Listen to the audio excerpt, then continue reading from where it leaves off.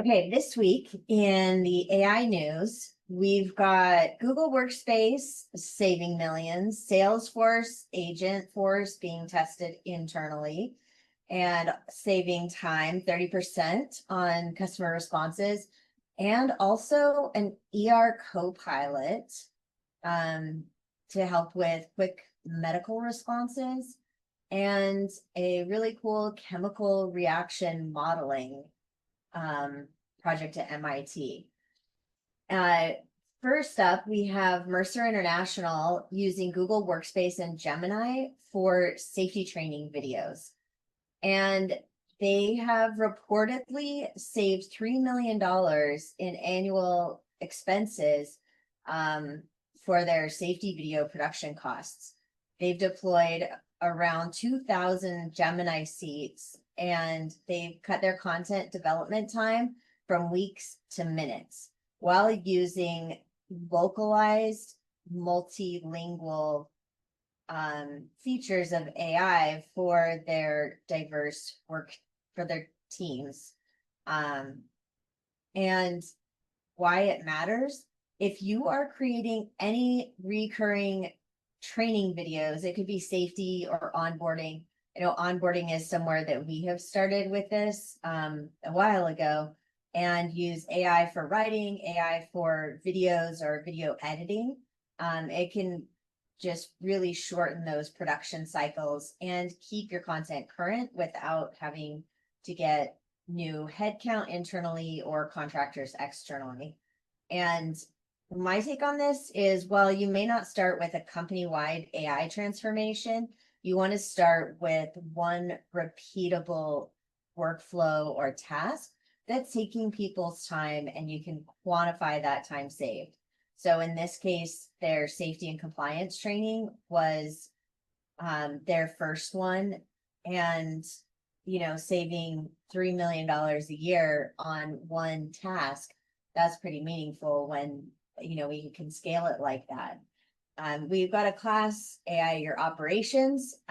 It starts at the beginning of October, and we'll show you how you can AI your ops. It doesn't matter what department you're in, but when we take a look at your workflows and SOPs, and by the end of it, you will have something that is more automated and AI to make your life a lot easier. And then we've got Smarsh deploying Salesforce AgentForce, and this is to speed up their support. In this case, they're using AI customer service agents to help their human reps, and they're seeing 20% higher self-service success using the AI agents, 25% faster resolution, and 30% productivity lift for the human reps. Now, we've seen this 30% lift for almost 3 years now when human reps are aided by AI. So if you have big customer service department and you want them to get better, this is an area we've seen over and over and over. If you can provide them AI help to answer people's questions better, faster, more accurately, then what we've seen across industries is a 30% lift in customer service department.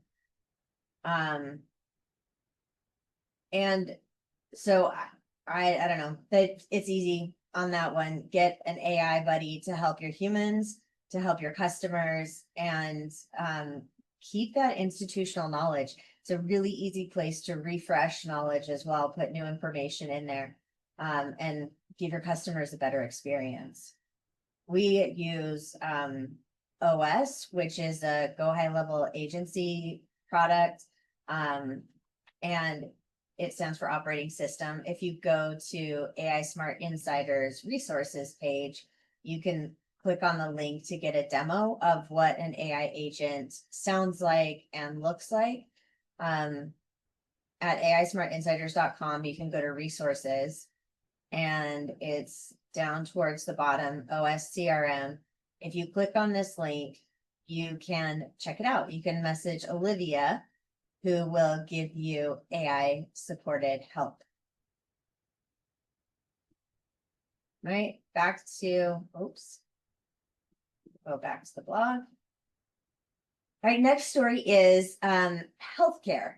And this Northwestern Medicine integrated AI Copilot David directly into its EHR. And what they're doing is they've embedded this generative copilot into their system so that clinicians can query patient data easily.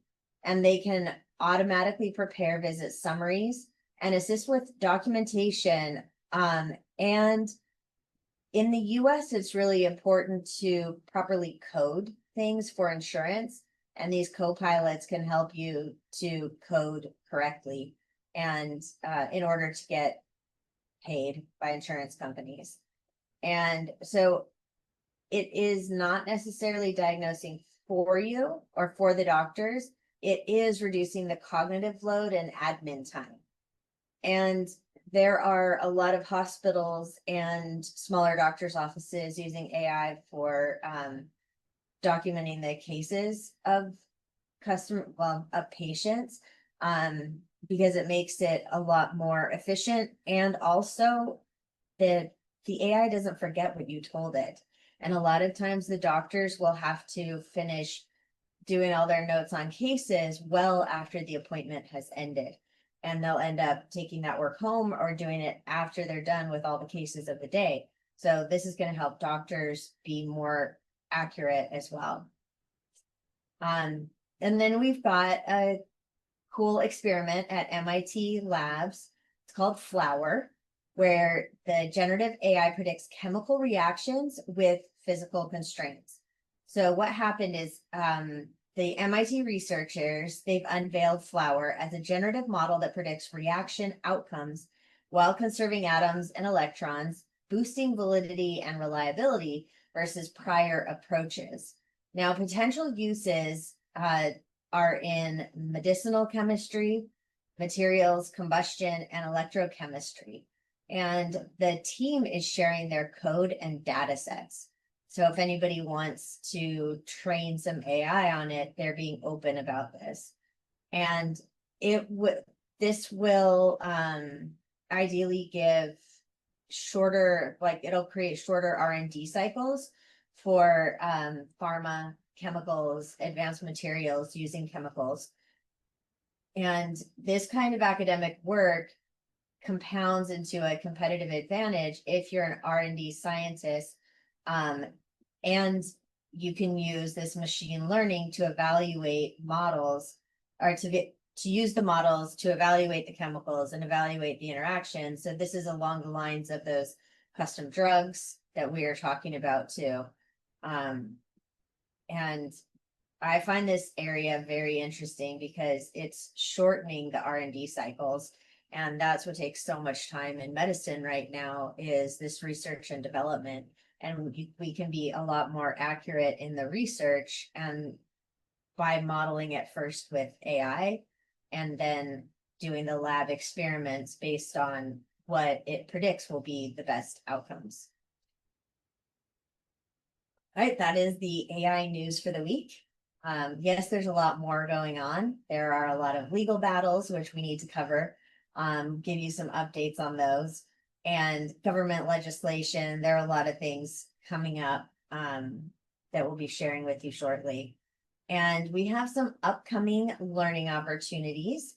We have the AI Your Ops, which is going to start the first week of October. And then we also have our Applied AI course, which has been very popular. You get your AI Level 1 certification, and we cover all of the basics. We do everything from spreadsheets and data analysis to AI video and workflows.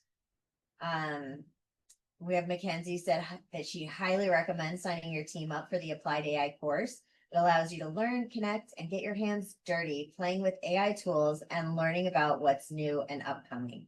And Mackenzie is a chief marketing officer, and she had a number of people on her team and in different departments come take our Applied AI class. And that is a 10-week course. It begins on Tuesday, September 30th from 9 to 10 a.m. Pacific. So please would love to see you in class if you and or your teams are considering some AI training this fall. And tools to try this week, Pictory for videos, and you can create videos out of your PowerPoint presentations, out of a stack of images. You could create it just simply out of an idea or start from a script. It's really easy to use. You don't have to be technical at all to use Pictory. Jasper is what we have used for marketing copy, and Read AI is what we use to record every meeting and then leverage those recordings for analysis of the meetings, and also to create proposals, statements of work, blog posts based on the meeting notes. We use Read AI for a lot of different things. I